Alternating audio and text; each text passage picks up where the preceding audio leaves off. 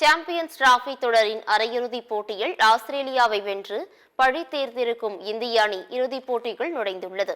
9வது ICC champions trophy தொடரின் அரையிறுதிப் போட்டியில் இந்தியா ஆஸ்திரேலியா அணிகள் துபாயில் பல பரீட்சை நடத்தின.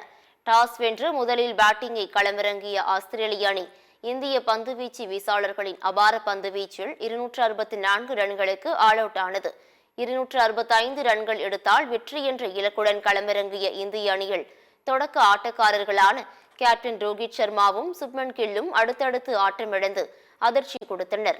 பின்னர் களமிறங்கிய விராட் கோலி அதிரடி ஆட்டத்தை வெளிப்படுத்தி 84 ரன்கள் குவித்து அசத்தினார். இறுதியில் KL ராகுலும் ஹர்திக் பாண்டியாவும் அதிரடி ஆட்டத்தை வெளிப்படுத்தியதில் இந்திய அணி 49வது ஓவரில் இலக்கை எட்டி வெற்றி பெற்றது. இந்த வெற்றி மூலம் 2023 உலகக்கோப்பை தோல்விக்கு ஆஸ்திரேலியாவை பழி தீர்த்திருக்கும் இந்திய அணி 5வது முறையாக சாம்பியன்ஸ் டிராபி தொடரின் இறுதிப் போட்டிக்கு முன்னேறி அசத்தியுள்ளது.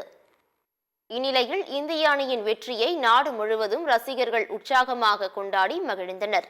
இந்திய அணி அரையிறுதியில் ஆஸ்திரேலியாவை வீழ்த்தி சாம்பியன்ஸ் டிராபி இறுதிப் போட்டிக்கு முன்னேறியதை ரசிகர்கள் பட்டாசுகள் வெடித்து கொண்டாட்டத்தில் ஈடுபட்டனர். காஷ்மீர், மத்திய பிரதேசம், டெல்லி, பஞ்சாப் உள்ளிட்ட பல மாநிலங்களில் சாலைகளில் திரண்ட ரசிகர்கள் ஆட்டம் பாட்டத்துடன் மகிழ்ச்சியில் திளைத்தனர்.